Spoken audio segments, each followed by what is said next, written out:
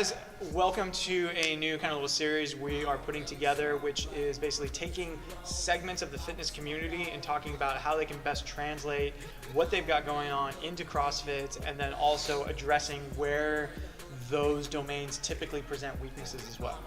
So today we're going to talk about what do we call this? So you lift weights. So you lift weights. You go to the gym, you lift weights, you do a bodybuilding split. You may not be a bodybuilder per se, but you're doing bis, tris, chest, back, all that kind of stuff.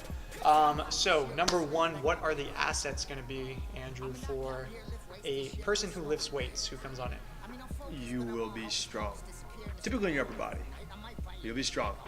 Stronger than someone that doesn't lift weights. Whether it's free weight, dumbbell, barbell stuff, machines, you're going to come in, you're going to have baseline strength, which is awesome. And so that translates over typically to all of the kind of like pulling and pushing stuff that just requires good development of your bis, tris, chest, and back. People tend to excel fairly well when they've been lifting weights for a decade or so. You come in, you got good upper body strength, and that's a huge asset compared to somebody who really hasn't done much in the way of any weights of any kind or for a very long time. So those are the assets. Let's talk about the liabilities, so to speak. So we've got four main liabilities. The first one is flexibility and range of motion.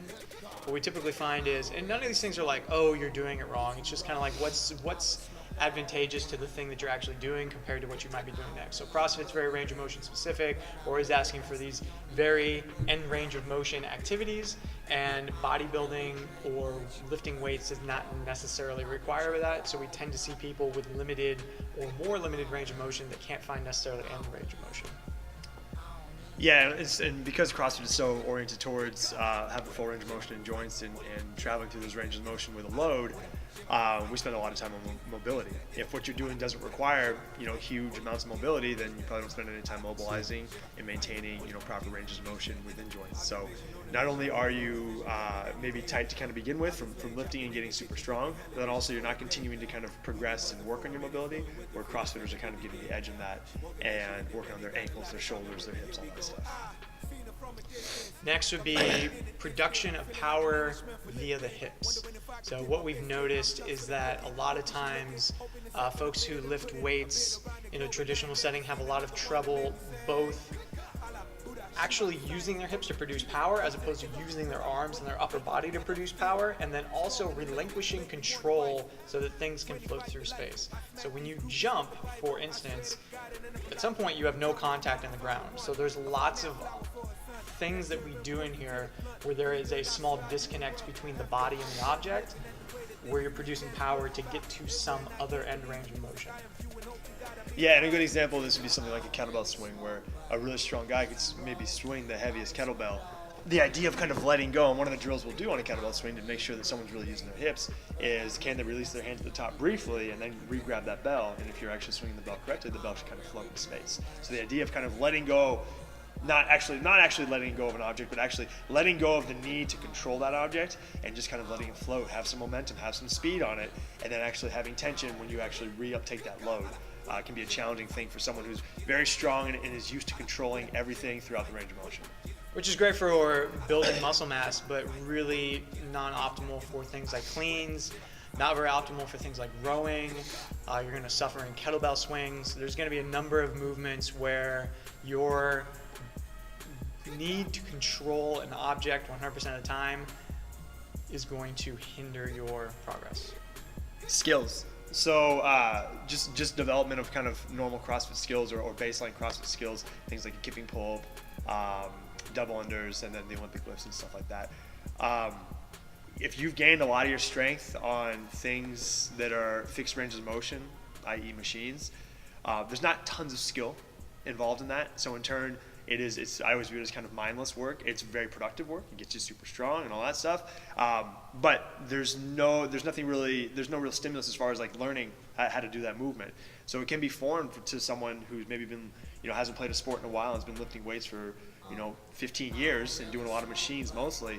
You come in, you hand them a jump rope, you come in and ask them to kind of do the things that we asked as far as their hips or on the bar, doing kipping and stuff like that.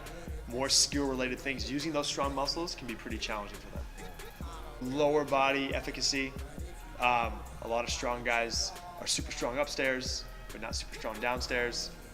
or they've lost some range of motion downstairs. They've lost the ability to maintain good foot position, knee position when they're squatting deep. Just kind of lost that. Once again, if you've gained a lot of leg strength, if you're working legs, if you've gained a lot of leg strength via things like knee extensions, leg curls, and leg press, that's good, that's great, but those aren't squatting. And squatting is definitely a skill. It is something that's very highly technical, and it requires a lot of range of motion. Additionally to that, I mean, we talked about this idea of building muscle versus kind of movement efficacy or whatever the case may be. So typically when I've squatted with bodybuilder friends of mine or people who lift weights, they do back squat and they do compound movements, but usually maybe it's like just a parallel or just breaking parallel, and it's not going for this like ass to grass type of thing. Or likewise, if it's going for a deadlift, it might be RDLs, so you're doing like a top down, stiff like a deadlift, and it can be very difficult sometimes for those folks to get set into a from the ground, pulling from a dead stop with a tight back. Some of those bottom end ranges of motion can be very difficult to achieve just because of the setups that they've used in the past and the motor patterns that they're used to.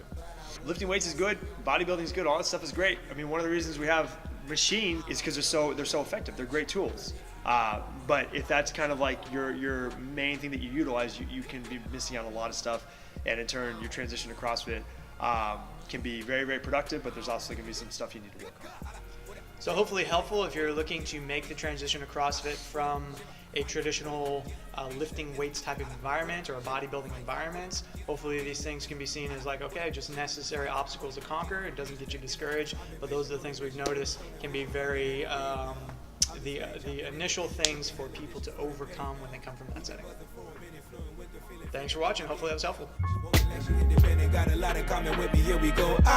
Seen her from a distance, got me lusting in an instant. Feeling like an Englishman for lifting. Wondering if I could dip my biscuit. I'm drugs for the cookie, hoping she looking, hoping to sample a bit of the pudding. I've been around the globe and I ain't never seen another one.